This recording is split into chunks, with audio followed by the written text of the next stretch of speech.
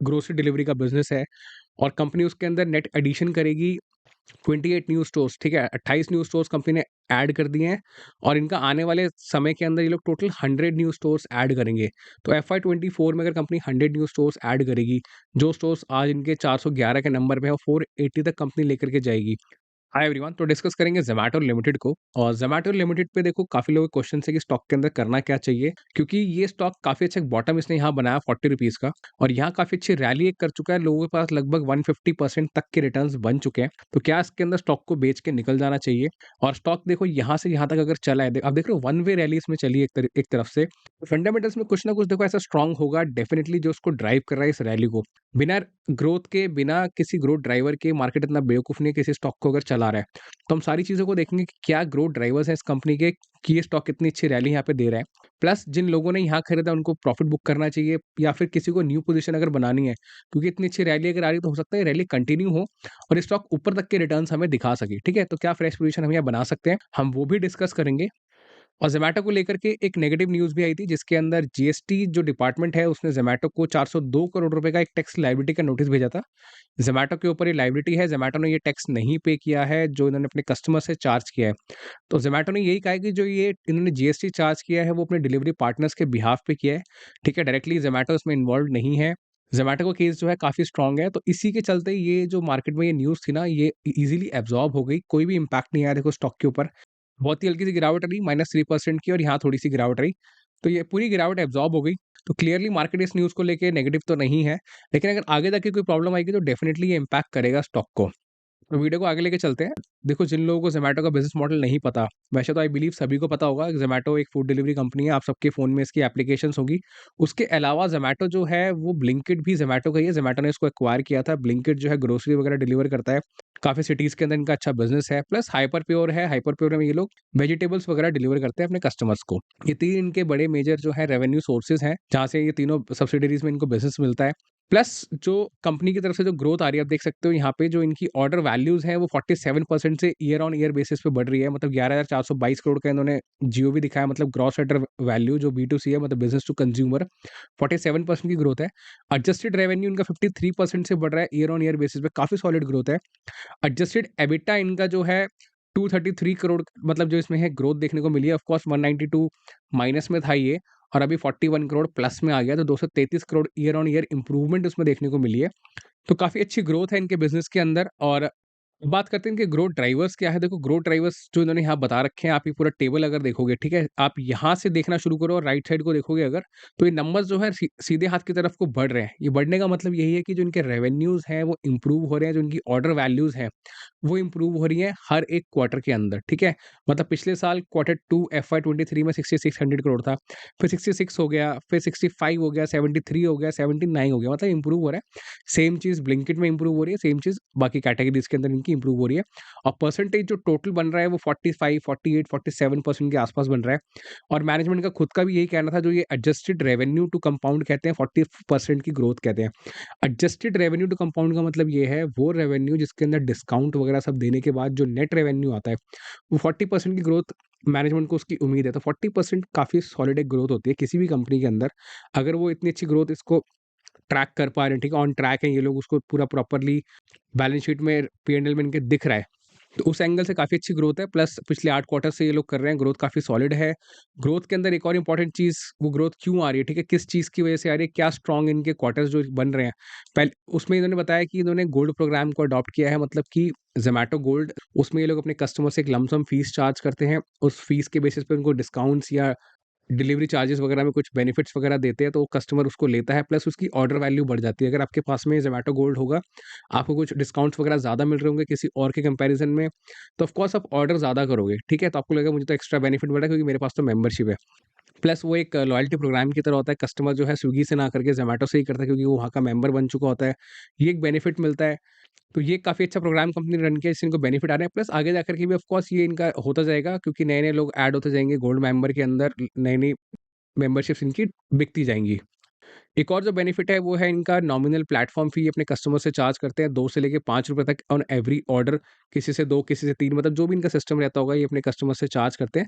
और यही सेम चीज़ स्विगी भी चार्ज करता है, तो उन्होंने बताया कॉम्पिटिटर्स भी चार्ज करते हैं, इसलिए इनको इतना प्रॉब्लम नहीं आ रहा है। लेकिन हाँ, ये 2-5 रुपए आपको लग रहा है बहुत कम है, लेकिन जो इनके लाखों ऑर्डर्स होते हैं, लाखों कस्टमर्स की तरफ से आते हैं, हर ऑर्डर पे ₹2 ₹5 ₹3 चार्ज करना मतलब करोड़ों रुपए का रेवेन्यू बनता है उससे। तो उससे काफ़ी बेनिफिट आता है ज़ोमैटो को।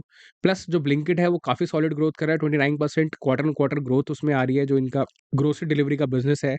और कंपनी उसके अंदर नेट एडिशन करेगी 28 न्यू स्टोर्स, ठीक है? 28 न्यू स्टोर्स कंपनी ने ऐड कर दिए हैं और इनका आने वाले समय के अंदर ये लोग टोटल 100 न्यू स्टोर्स ऐड करेंगे। तो एफवाई 24 में अगर कंपनी 100 न्यू स्टोर्स ऐड करेगी, जो स्टोर्स आज इनके 411 के नंबर पे है, वो 480 तक कंपनी लेकर के जाएगी। तो 480 तक अगर स्टोर इनके बढ़ गए, ऑलमोस्ट 100 स्टोर्स न्यू ऐड हो गए, तो रेवेन्यू डेफिनिटली काफ़ी ज़्यादा आपको स्पाइक्ड अप नज़र आएगा। नो डाउट इनकी कैपिटल एक्सपेंडिचर्स बढ़ेंगे, उसको ब्रेक इवन में लाने में थोड़ा टाइम लगता है, हर एक चीज़ को खर्चा होता है शुरू के अंदर। लेकिन डेफिनिटली अगर कोई लॉन्ग टर्म व्यू के हिसाब से देखोगे ना, तो ये काफ़ी अच्छा एक स्टेप कंपनी ले रही है। ऑफ कोर्स वेल रिसर्च्ड है, इनकी जो टीम्स होती होंगी उसको प्रॉपर्ली रिसर्च करती होंगी, कहाँ-कहाँ पे नया स्टोर ओपन करना है, किस लोकेशन पे ओपन करना है, सेम लोकेशन पे करना है, अलग जगह पे करना है। तो वो सारी तो देखो इनका काम है, हमें एज़ अ इन्वेस्टर ये देखना है कि ग्रोथ आएगी या नहीं आएगी। तो यहाँ से देख के क्लियर लग रहा है कि ग्रोथ तो आएगी। प्लस जो इनका ब्लिंकिट है उसके अंदर इन्होंने न्यू-न्यू कैटेगरीज़ ऐड करी है, जिसकी वजह से इनकी एवरेज ऑर्डर वैल्यू बढ़ गई है। जिसके अंदर electronic, toys, books, beauty products, home decor, festive ये सब चीज़ें उन्होंने ऐड करी है। इलेक्ट्रॉनिक्स वगैरह, मोबाइल फ़ोन्स वगैरह भी उसमें बिकने लगे हैं। मैंने उसमें खुद चेक किया था ओपन करके क्या-क्या बिक रहा है ब्लिंकिट की साइट पे। तो बहुत सारी चीज़ें हैं जो उसमें ऐड हो गई हैं। और देखो ग्रेजुअली क्या होता है ना, ये सभी चीज़ें ना लोगों को एक तरीके से एडिक्शन की तरह काम करती हैं। एडिक्शन से मतलब ये है, आपके घर पे अगर फॉर एग्ज़ाम्पल ग्रोसरी 15 मिनट में आ रही है, 10 मिनट में आ रही है, कोई एक छोटी-सी चीज़ भी आपने ऑर्डर करी और आपकी पॉकेट अलाउ करती है। देखो हर तरीके का कस्टमर है मार्केट के अंदर ना, तो जिसको ज़रूरत है वो ऑर्डर कर रहा है, उसको फ़र्क नहीं पड़ रहा है ₹2 ₹5 जो भी डिलीवरी चार्ज है, जो भी प्लेटफ़ॉर्म फ़ीस है उससे। तो डेफ़िनिटली इन कंपनीज़ को उस चीज़ का बेनिफिट मिल ही रहा है। और आगे-आगे जैसे-जैसे करके देखो पर कैपिटा इनकम बढ़ेगा ना कंट्री का, उसका बेनिफिट ब्लिंकिट को भी मिलेगा, उसका बेनिफिट ज़ोमैटो को भी मिलेगा। कैसे मिलेगा?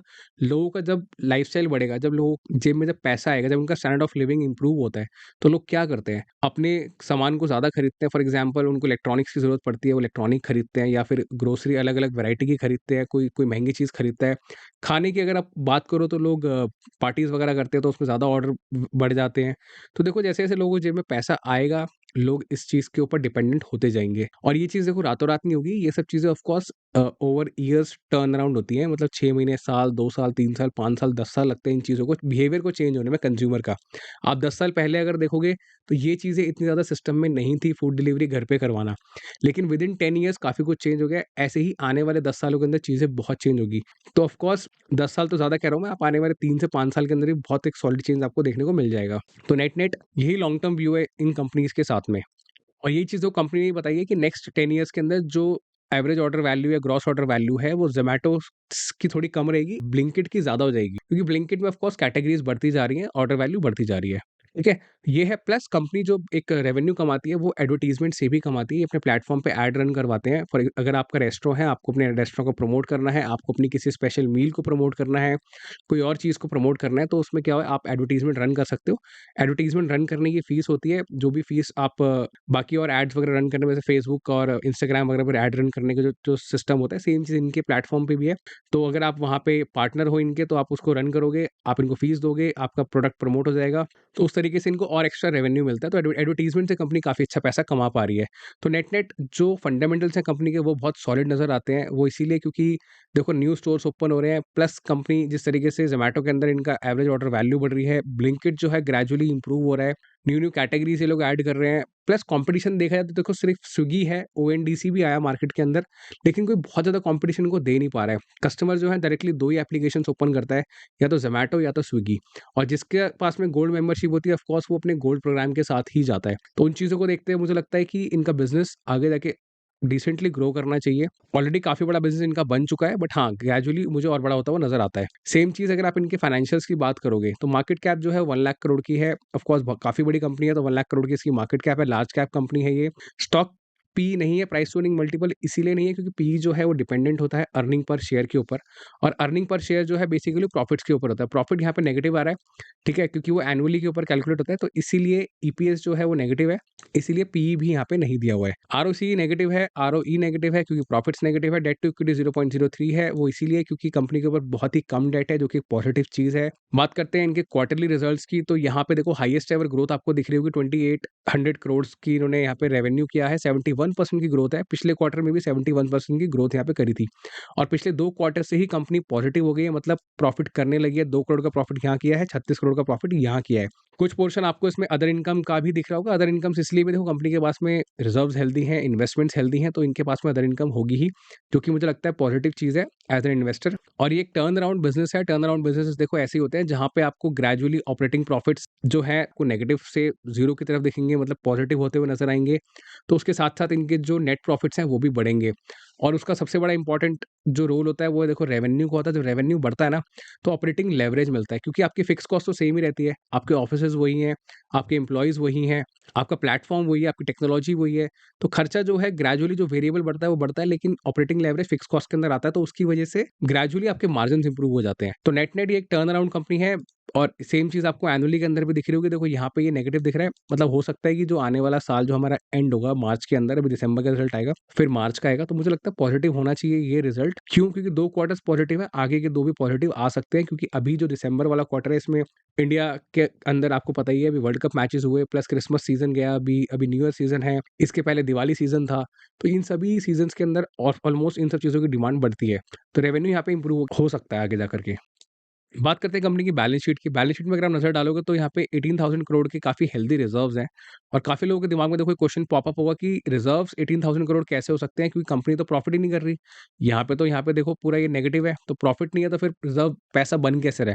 तो रिजर्व्स मैं आपको बता दूँ, रिजर्व सिर्फ़ और सिर्फ़ प्रॉफिट से नहीं आता। अगर आपने कोई शेयर्स सेल करे हैं, प्रोसीड्स फ्रॉम शेयर्स अगर होता है आपकी कैश फ्लो स्टेटमेंट के अंदर, तो वो चीज़ आपके रिजर्व्स में ऐड हो जाती है, क्योंकि वो देखो शेयर होल्डर्स का पैसा होता है। दूसरी चीज़, अगर आपने कोई फिक्स्ड एसेट्स सेल किया है, कोई भी अपनी बिल्डिंग सेल करी है, कोई इन्वेस्टमेंट सेल करी है, तो वो भी आपके रिजर्व्स का पार्ट होगा, या आप अगर कोई अदर इनकम कमा रहे हो, वहाँ से अगर आपने कुछ रिजर्व्स में ऐड किया है, तो वो चीज़ें भी आपकी ऐड हो जाती हैं। तो नेट-नेट कंपनी के पास में काफ़ी सॉलिड रिजर्व्स हैं, और इन्वेस्टमेंट्स देखो यहाँ 10,000 करोड़ की है।